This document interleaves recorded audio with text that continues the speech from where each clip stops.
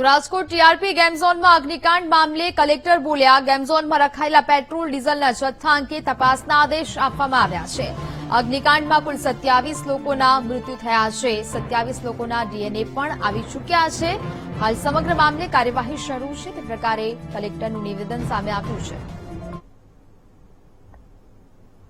ત્યાં પેટ્રોલનો જથ્થો હતો એ દિશામાં પુરવઠા તંત્રને તપાસનો આદેશ આપેલું છે। એ લોકોએ ત્યાં સ્થળ વિઝિટ કરી છે તથા એફએસએલ સાથે પણ એ લોકો સંપર્કમાં છે। એમાં જે રીતે એફએસએલમાંથી રિપોર્ટ વગેરે આવશે એ લોકો પોતાનો અહેવાલ જે છે ઇન્વેસ્ટિંગ ઓથોરિટીઝને સોંપશે।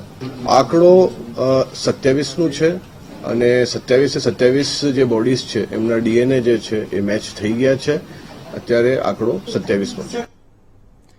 તો જ પ્રકારે હવે રાજકોટના અગ્નિકાંડ મુદ્દે કલેક્ટરનું નિવેદન સામે આવ્યું છે। 27 લોકોના અત્યાર સુધી મોત થયા છે ને જેમાં હાલ સમગ્ર મામલે કાર્યવાહી છે તે શરૂ કરી દેવામાં આવી છે।